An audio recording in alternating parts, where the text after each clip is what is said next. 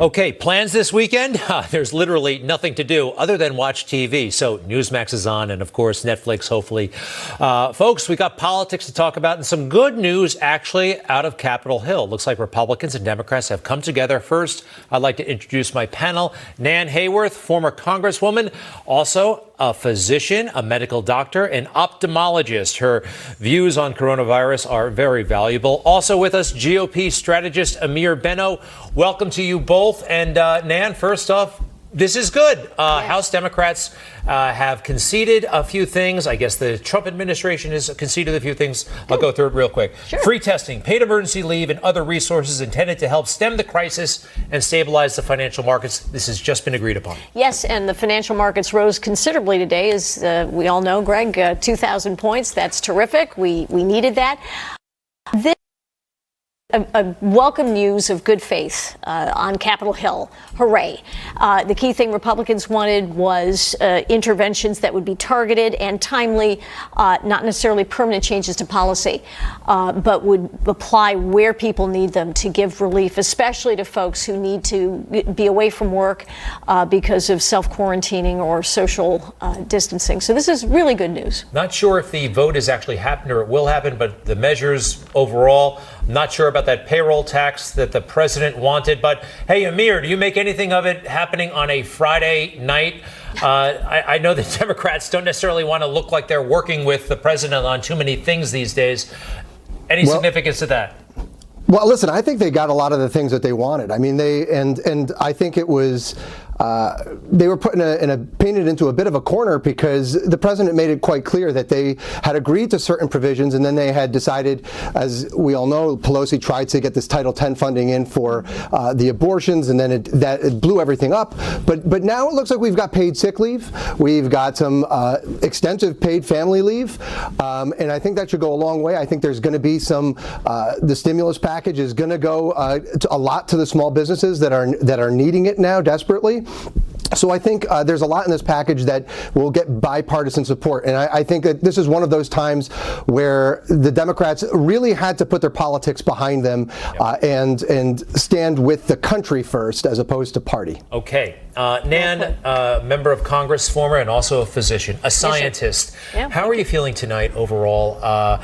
I know this is serious. Quite frankly, I am skeptical about a lot of the media coverage because so much of it, the theme is get Trump. Yes. So your perspective tonight is what? You're absolutely right. Despite the obstacles and the attempt to foment a certain amount of panic and hysteria, unfortunately, that is inevitable when folks question the credibility, the reliability, the leadership of the president, all baseless charges. The president's risen above it. He's got an amazing team working with him. The social distancing aspect of this was something that we needed to do, and the nation, the president's worked very well with state governments, with governors, to make sure that we're doing everything we can to follow Dr. Fauci's wise recommendation that we minimize the risk of exposure. The president's travel restrictions have proven again to be exceedingly wise and timely, now from Europe. So things are going in the right direction, and we're expediting the development of medications, new tests. Thousands and thousands of new tests are coming on from many labs around the country. And vaccines. The vaccine may be about a year or so away. That's right, but they're expediting that development. So the testing, Dr. Fauci acknowledged that, look, we don't have tests for everybody, or the system isn't built that way. That's a problem. And the media, they've been really pushing the testing issue. My question to you as a physician, I feel like it's overblown because if I test positive for coronavirus, then what? There is no real treatment for it. You got to stay home. There's nothing that really can be done. No, you're right about that at this point. Although that said, there are some testing programs going on, including at the University of Nebraska. So interventions are being attempted and tested for patients who are very ill. But this idea that I have the coronavirus or Greg, I might have it, I think I want to go get a test. No, Greg, you're right. That doesn't work that way. You're absolutely right. And worldwide, we actually haven't had all of the supplies that we need to test everyone who in the United States certainly, who might say, I wonder if I have coronavirus, let me get a test. Yeah. But, you know, the goal is, yes, that ultimately we will be able to test anyone whom a doctor or medical professional thinks might need it. That's a lot more tests across the country. In the meantime, the safest position is to practice that social distancing, and that people are doing. People are doing, and businesses are closing, and we've got 2,000 plus cases, and it looks like not quite Armageddon, but we're getting there. Amir, just take off your political hat for a moment. How are you feeling? You have a family. I have a family. Misgivings, not as so much about the coronavirus, but what's going to happen at the grocery store on Sunday or Monday? Yeah, I mean, it's interesting. Off air, we were talking about this, and on the way over to the studio, I'm walking down 3rd Avenue, and I'm looking in all the restaurants, and there's nobody in any of them. The stores are empty. The road, even getting into Manhattan today, the traffic was so much less because nobody's going out in public. I think, you know, my kids, their schools have been closed, and you know that puts if you think about it, now you've got all these parents who have their kids home. They have to stay home or they have to arrange for childcare. So the ripple effect from this, I mean, we have to think beyond just the most immediate aspects of it and just think about all of the ripple effects and the different aspects of our lives that are going to be affected and changed by this in some way. It's really dramatic. And, you know, I don't know yet how people are going to make it all work, but I'm glad to see that the government's coming together. My biggest concern is for these small businesses, people who are going to lose a tremendous amount of money during this period of time of uncertainty. And I think that, you know, I know you said take the political hat off, but I think Donald Trump's, you know, $50 billion stimulus directed a lot towards these small businesses is going to go a long way towards easing apprehensions, making it easier for parents to be able to afford the extra daycare for their kids or to stay at home if their own offices are closed. So I think he's doing the right thing. Okay, thank you very much. And I do actually have some political matters to talk about apart from coronavirus. Andrew Gillum, an up-and-coming politician, the Democratic Party, ran for governor, almost became governor. I think it was in 2018. Now he's a CNN commentator. Well, his name was featured in a police report. Police showed up at a hotel room, the one that one of those hotels that you rent by the hour. And he was in there with a couple of guys, and there was crystal meth all over the place. He was not arrested or anything like that, but the optics are not very good. But I've noticed this, it's not really being driven by much of the media. It's kind of like a sidebar story, mostly in conservative media. And maybe it's not a story. Maybe it's just an embarrassing moment and this will pass. But Nan, what do you think? Well, you know, Greg, you're right. It is an embarrassing moment.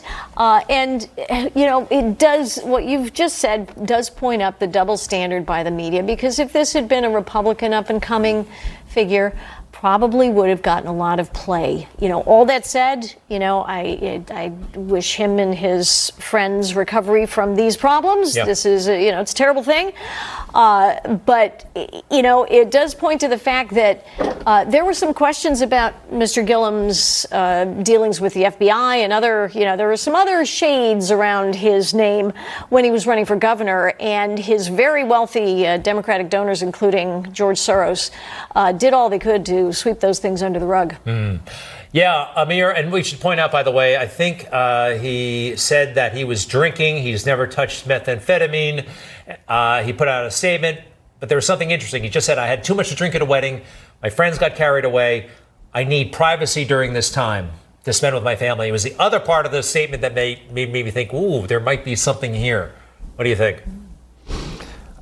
You know, everybody battles their own demons, and you know, it's sad that his has been aired in such a public way. You know, look, I think Nan said it right, which is, unfortunately, the media would really seize on this and like a dog to a bone on if it was a Republican. But when this happens and it's a Democrat and somebody who you know, and that was such a close race and one that was scrutinized by the media. I mean, it's, you know, I think there should be more attention to that. These are the candidates who are being put up. I mean, this is obviously not the sort of demon that just arises out of nowhere. These people have a history most of the time, and the fact that these things get swept under the rug and most people don't get told about it when the race is on is a real problem. So we need to hope that there's more transparency in the future. I wish him well. I never met him, but I saw him during the campaign. I thought he was a nice guy, and he made a strong case. Hey, by the way, I mentioned earlier, this weekend there may be nothing to do. May I make a film recommendation? I don't know if you guys have Netflix or iTunes or Amazon Prime, but I'm going to put them up on the screen. And while I'm doing this, please think of something to recommend. Okay. I recommend A Face in the Crowd with Andy Griffith. This is a classic. A lot of folks don't know about it. The guy from Andy Griffith, you know, and Matlock. He's much better in this. Next movie I want to talk about. What the heck is this? I don't remember. Oh, 7 Days in May. I just watched that. Isn't it awesome? Terrific. So get this. It's about a coup, a military coup, a plot against the president. And it's with Burt Lancaster and Kirk Douglas, who just died at the age of like 110 or something like that. 103. 103. Oh, wow. You guys are good with the Kirk Douglas info. No, he's terrific. His performance is amazing. One more. Cue the music if you've got it. Caddyshack. Now, if you want to understand President Trump, I'm serious about this, and this has been noted by some serious scholars. Watch this movie. The Rodney Dangerfield character is very Trump-like, and the Ted Knight judge character, Shutdown Weekend. Yes, I have a couple. The Godfather, part 1 and 2, not 3. And Best in Show. Christopher Guest and his Best in Show and Waiting for Guffman. Those are great movies for tense times. Love it. Amir, in 5 seconds, what's your movie? You know what? I've been so out of the movie world. I got little kids, so all I've got is the Disney and nobody's going to want to watch these movies. No, they're great. It's okay. I will soon. When my daughter's only, how old is she? 6 weeks. Oh, thank you very much, guys. Take care. Okay, Thanks, Greg. we'll be right back, and we're going to try to find out why, with a respiratory disease, so many